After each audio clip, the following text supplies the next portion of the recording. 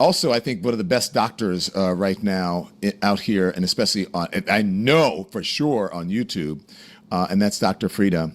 And Dr. Frita, I want to talk about what's happening with the president and his health, why people aren't covering it, the whole thing, what's really going on, because I believe it's concerning. We'll speak to Dr. Frita. Hey, I just wanted to follow up on her question behind me. If the president's in such perfect health, why does he keep going back in for checkups? I think he likes the results.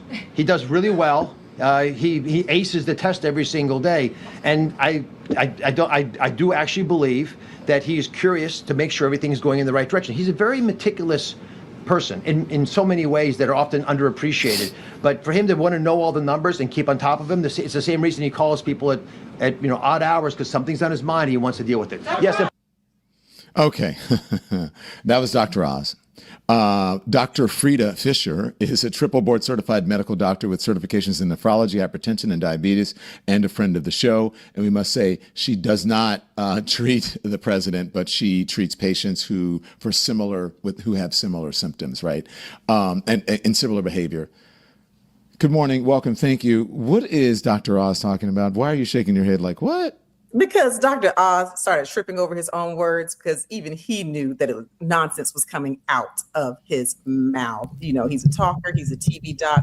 He also is very aware, talking about Donald Trump acing the test. He knows good and well that cognitive test is a simple 1-page, 10-minute test that simply measures if you have early stage dementia. He's not acing anything like a high IQ.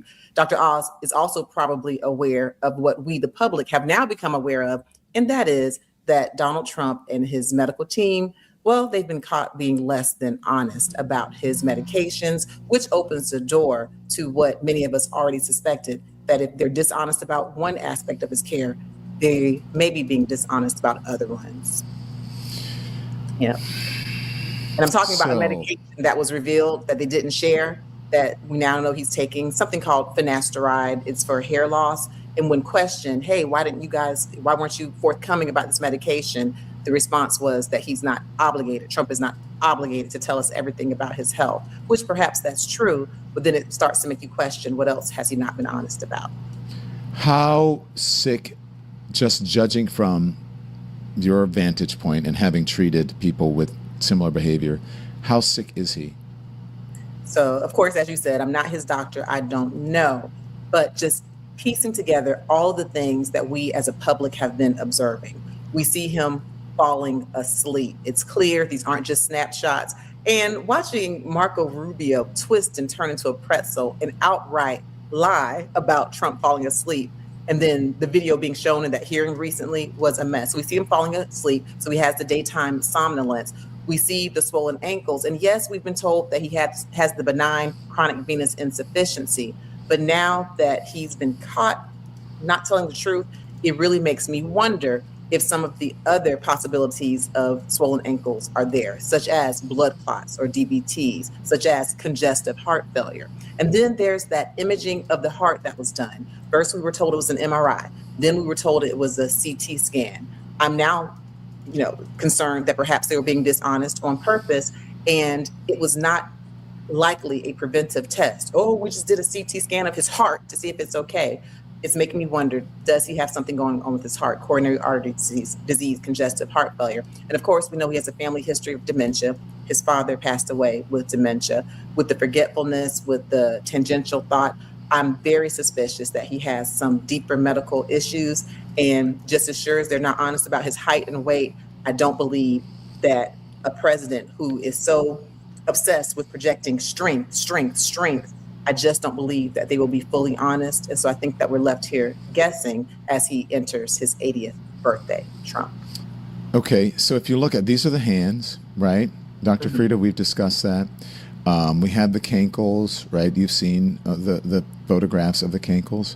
And then you saw the photograph of the video of him in the Oval Office just yesterday, like this. And then, the White House rapid response team saying he's just blinking. Now, last time I checked, a blink is like a second, a millisecond.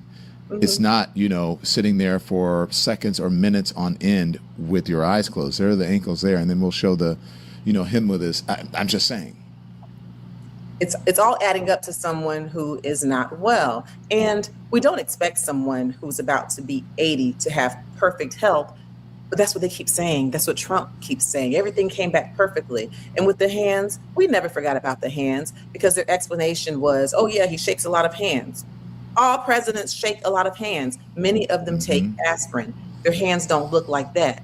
And then it's not just his right hand, and it's not the part of the hand that touches other people. It's his left hand also. And then you remember Trump offered the explanation, oh, I take a large dose aspirin because I don't want my blood to be clogged up. His physician in good standing would not suggest that he take a high dose aspirin. He knows that causes an increased risk for GI bleeds, for ulcers. It is my suspicion, a possibility, I don't know, that Trump is taking a heavier, more serious blood thinner. And you take heavier blood thinners like Eliquis, Plavix, if you've had a history of a stroke, if you've had a severe congestive heart failure. Again, I'm not stating that he has those diagnoses. I am stating that him taking a more potent blood thinner would better explain the bleeding. And you also take potent blood thinners if you have advanced congestive heart failure or if you have DVTs, blood clots. They've denied all these things. They also have now been caught denying that he's on certain medications, and now we know he's on them. He's on a medication for hair loss that he didn't share, which could have side effects also. Yeah, right. It can interact with other drugs, correct? Or if you have other conditions. It can. And overall, though, I will say that it's a relatively benign drug. But the point in him being in this huge, powerful position, telling us that he has perfect health, finding out just one inconsistency after another really takes away from the trust, and it takes away from their claim that this is the most transparent administration ever. Again, I'm a medical doctor, but it does not take a medical degree to see that he is showing signs of being unwell, both mentally and physically. And the fact that Marco Rubio and Dr. Oz have to sit there and try to explain away the health decline that we see with our own eyes is really just, quite frankly, a disrespect coming from the White House. I want you to watch something. We showed a mashup earlier of on MS Now, and then there is a second mashup. We may be playing now, but I'd like you to play it and listen to it. And look, it's not funny. I don't know if it's in a funny vein or not, but it is evidence of Donald Trump falling asleep and the behavior that we are witnessing. This was yesterday, the scene here, and there's other footage where he seems fully slumped to sleep to one side of his chair, and then he kind of shifts and falls asleep on the other side of the chair. I mean, it's a long blink. We could count it off if you'd like.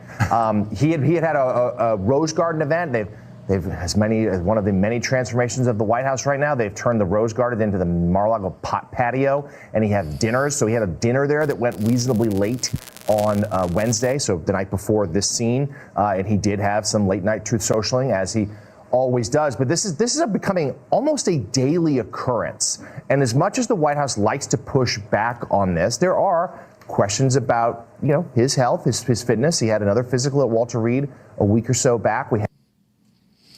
So, go ahead. Yeah, I agree. And it's not funny. And if we were looking at our 80-year-old parents, grandparents, aunts, uncles, mothers of the church, we certainly wouldn't be laughing. And it's not laughable. The only thing that is problematic is that they're being so dishonest. We're watching this man who's about to be 80 fall asleep, have these erratic tweets or truth social posts all night long when he should be sleeping. We see him bragging on a very basic cognitive test. We see him with these ankles that don't seem to completely match the explanation. We see them lying about CT scans, MRIs. We've watched him, walk and kind of meander and lose his balance. We see so many things. We see his health declining right before our eyes. And the falling of the sleep is the one thing that they can't seem to hide. And again, daytime somnolence can be associated with heart disease, with aging. And they had the nerve on his test to come back and say on that exam that Trump's age marks out to be 14 years younger than his real age. They're going out of their way, it seems, to hide what we're seeing right before our eyes. I do not believe that Donald Trump is healthy, and I do not believe that leadership is doing us any favors by hiding it. If there's something going on with him, and I believe that there is, they should be transparent and make sure that our leadership is in the proper hands. Dr. Frita, you're 100% right. Thank you. Just real quickly, because you are in the media, you have your own program. What do you think of the media's coverage of this, or sometimes lack of coverage for some? I think that the media, legacy media, is doing a poor job. But in saying that, I also understand what they're witnessing. They see that if you stand up and you try to tell the truth on 60 Minutes, for example, you will be fired. They see that if you are on MS Now, formerly known as MSNBC, and if you're Joy Reid and you're speaking truth to power, you may be fired. They see that if you're on CNN and you challenge, your name is Don Lemon, you might be fired. So I think that the legacy media is doing a poor job.